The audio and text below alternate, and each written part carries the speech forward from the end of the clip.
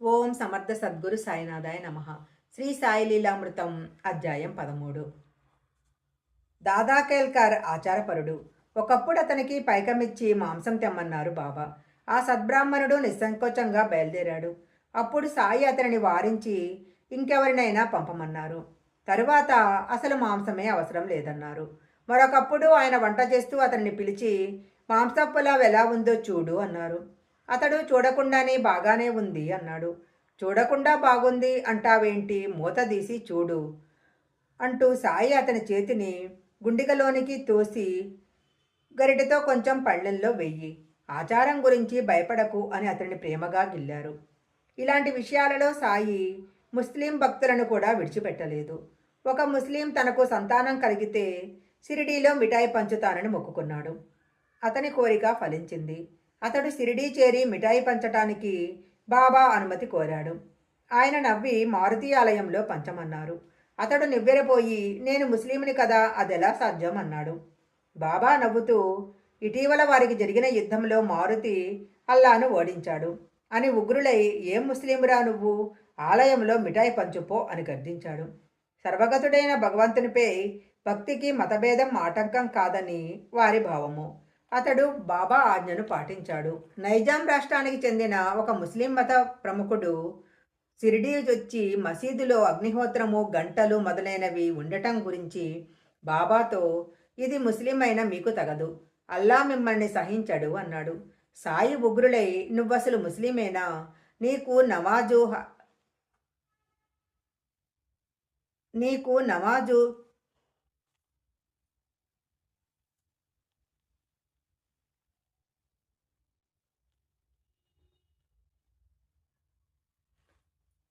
బాబా ఉగ్రులై అప్పుడు సాయి ఉగ్రులై నువ్వసలు ముస్లిమేవేనా, నీకు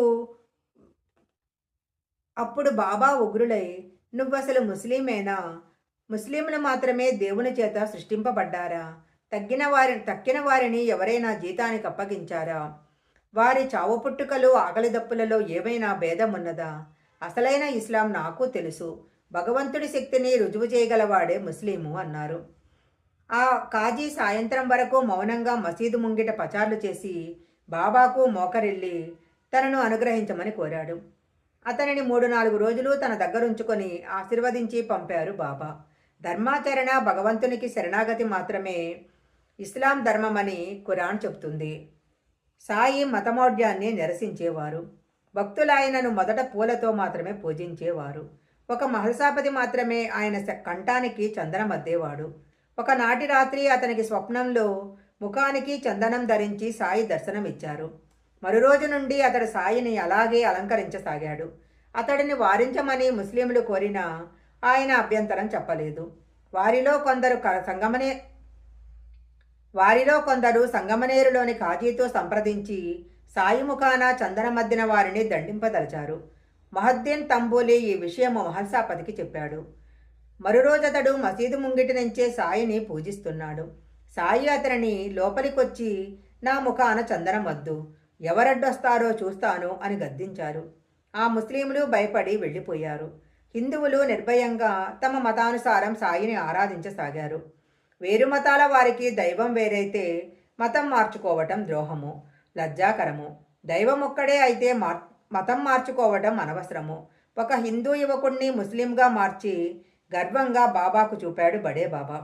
సాయి ఉగ్రులై ఆ యువకుని చెంప మీద కొట్టి నీ అబ్బను మార్చుకున్నావట్రా అన్నారు.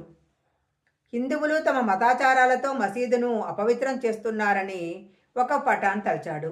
ఒకసారి రాత్రి చావిడిలో పడుకున్న సాయి చెంతకు వెళ్ళి అక్కడ నిద్రిస్తున్న హిందువులను చూపుతూ మీరనుమతిస్తే మసీదును అపవిత్రం చేస్తున్న వీరందరినీ ఇప్పుడే చంపేస్తాను అన్నాడు. బాబా శాంతంగా ఇందులో ఏదైనా తప్పుంటే అది నాది, వారందరినీ చంపే కంటే నన్ను చంపితే సమస్య తీరుతుంది అన్నారు.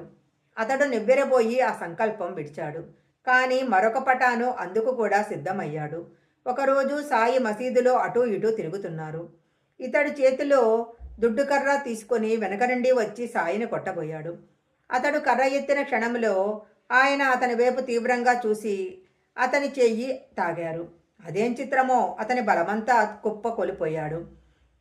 అదేమి చిత్రమో అతని బలమంతా పోయి కుప్పకూలాడు. నాటితో అతడా సంకల్పం విడిచాడు.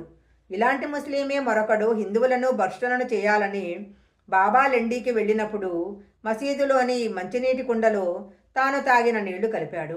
ఇంతలో బాబా తిరిగొచ్చి ఆ నీళ్లు పారబోసి కుండలు పగలగొట్టి పెద్దగా తిట్టారు.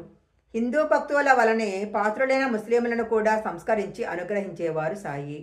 ఎన్నోసార్లు మక్కా యాత్ర చేసిన ఒక ముస్లిం హాజుద్దీన్ సార్కే షిరిడీ వచ్చాడు. అతనిని చూస్తూనే బాబా ఉగ్రులై 2 నెలల వరకు అతనిని మసీదులో ప్రవేశించనీయలేదు. ఒకరోజు శ్యామ అతని తరపున ప్రార్థిస్తే ఆ హాజీ బార్బే బావి దగ్గరకు సన్నని కాలిబాటన వస్తాడా అన్నారు బాబా. హాజీని అడిగితే అతను వస్తానన్నాడు. అది విని సాయి 4 వాయిదాలలో 45,000 చెల్లిస్తాడా అన్నారు. శ్యామ అడిగి వచ్చి అతడు 40 లక్షలైనా ఇవ్వటానికి సిద్ధంగా ఉన్నాడన్నారు.